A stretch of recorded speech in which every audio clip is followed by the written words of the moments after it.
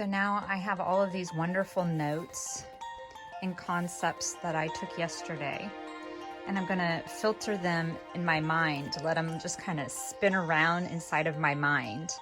And I'm not sure if I'm actually gonna put them in the spheres in this case, or if I'm just gonna continue working on this diagram, this illustration of a torus. This could be the universe, this could be the body, it could be a chakra, or it could be a quantum memoir thought form. So I'm doing all of this study because I'm going to have a chat with Stroopy on Instagram about these little spaces in between. Well, I think that's what we're talking about, is the spaces in between, the spheres, which are the eyes. And he calls this the mother of all spheres. And I want to know more about it. So what I'm doing is I'm just kind of priming my mind, getting back into the idea of the vector equilibrium, Bucky, relating systems upon one another, like the fruit of life cycle, the yin-yang cycle, the growth pattern, and see what comes to my mind.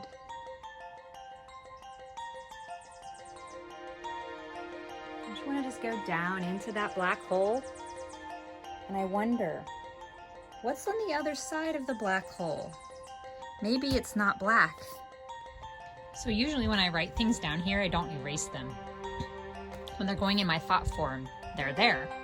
But since I'm experimenting and playing with a concept, I'm trying to erase this dark spot that I had here, which was the other end of this hyperboloid, this chamber, this inner magnetic field that causes the torus. That's at least how I understand it. I'm going to make this light, black light, dark light, like the yin yang. So I'm going to play with this. I'm going to keep editing it and see what comes up. So this is how I represent the chakras in the system that I use in the quantum memoir, of a cyclical way, like a repeating cycle, instead of a linear concept of them through the body.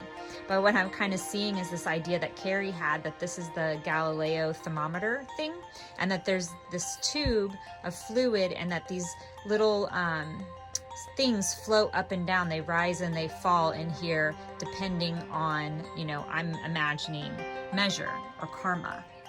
And so I have this idea symbolically that the chakras are floating in this chamber, and depending on how they're balanced and moving in between each other, they're moving in this like thermometer.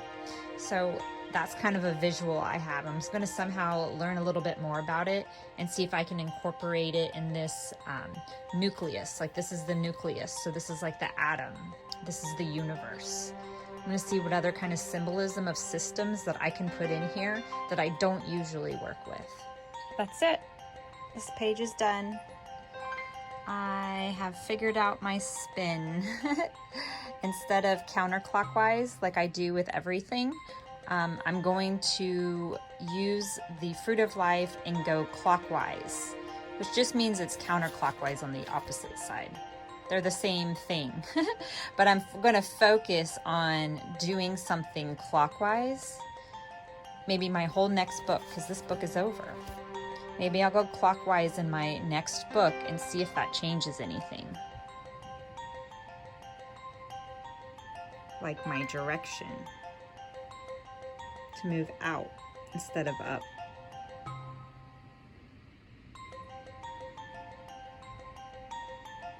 Because ultimately, I'm working on my measure, my karma. So let's see how it plays out. Haha, or spins out.